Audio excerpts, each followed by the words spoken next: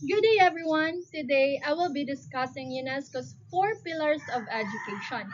This framework emphasizes that education should not only focus on academic success, but also on developing skills, values, and personal growth needed for life and society. So here's our objectives. At the end of this lesson, the student should be able to explain the core purpose and key characteristics of each pillar in their own words. Collaborate in a small group to construct a practical classroom proposal that integrates at least three of the four pillars.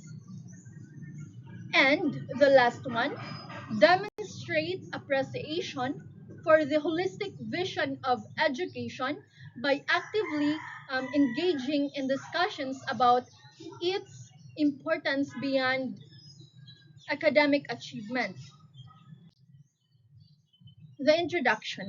Every country aims to provide quality education, not just to prepare students for jobs, but to help them grow into responsible and active members of society.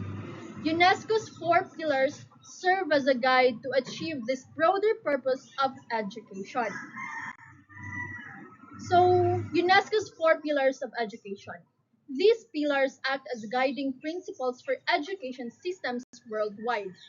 They focus on life skills, adaptability, and both personal and collective development, helping learners succeed in a diverse and fast changing world. Four pillars of education. UNESCO identified four essential dimensions of learning: learning to know, learning to do, learning to live together, and learning to be. Together, these form a complete and balanced approach to education. Learning to know. Learning to know develops the intellectual capacity of learners. Learning to know focuses on developing the mind, and it includes gaining knowledge, improving memory and concentration, thinking critically, and understanding global issues like sustainability.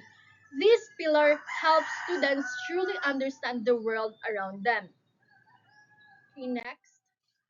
So, learning to do. Learning to do prepares learners for real life tasks and work. Learning to do is about turning knowledge into action. Students learn through experience, practice skills, work with others, and develop communication abilities.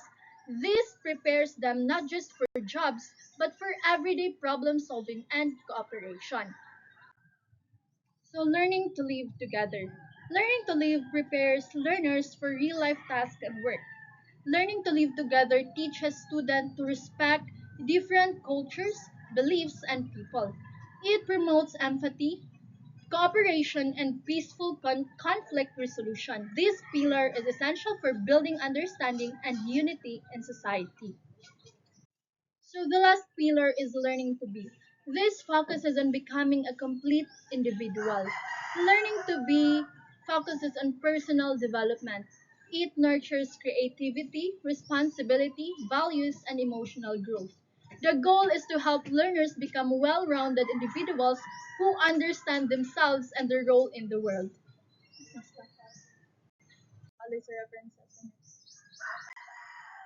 So overall, UNESCO's four pillars of education remind us that true education goes beyond textbooks.